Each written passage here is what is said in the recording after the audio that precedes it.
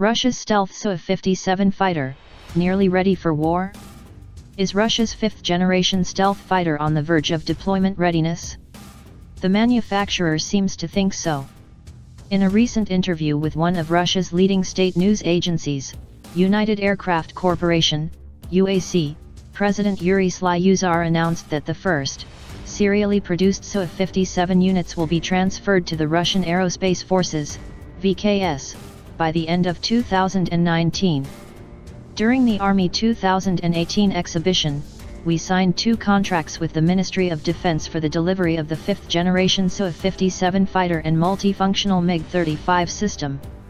The serially produced Su-57 will enter the VKS this year, Slyusar told RIA Novosti last week. He went on to say that a total of 15 Su-57s will be delivered to the Russian military in the near future.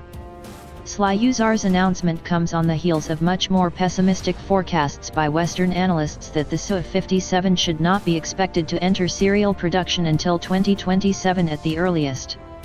It should be noted that this news, unlike many past reports citing anonymous sources within the Russian military-industrial complex, comes from an on-the-record interview with a major outlet. The fact that Slyusar is willing to put his name behind this production timeline suggests a degree of newfound confidence in the Su-57 program.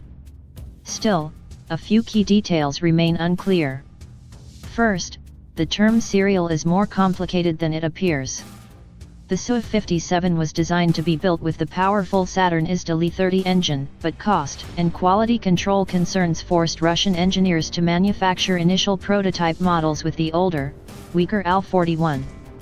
Slyusar did not specify whether this first model or the upcoming 15 upcoming units will ship with the IS-30.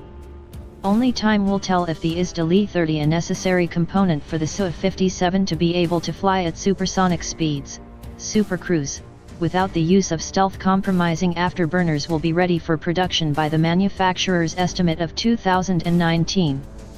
There is, after all, a precedent for deploying flagship fighters with stopgap components. Most recently, the Chinese Air Force accepted their first batch of J-20 fighters with comparatively inferior WS-10B engines while they work to resolve technical problems with the more powerful WS-15. Secondly, it remains unknown how, or if, the UAC has cleared what is by far the Su-57's biggest hurdle, unsustainable costs. The financial problems came to a head in early 2018, when India withdrew from a joint Su-57 production program with Russia and began planning their own, domestically produced 5th-generation fighter. The Kremlin has been trying to resell New Delhi on the Su-57 project ever since. The most recent pitch comes from Deputy Chief of the Federal Service of Military Technical Cooperation Anatoly Ipinhuk. Russia, as always, is open to cooperation. We are ready to renew talks, in light of the results that Russia has independently achieved in developing and manufacturing its 5th-generation Su-57 fighter. Even in the optimistic view that the Russian military has the necessary funds to produce all of its 15 Su-57s on schedule, a major investor like India can prove vital to the financial solvency of the Su-57 platform for decades to come.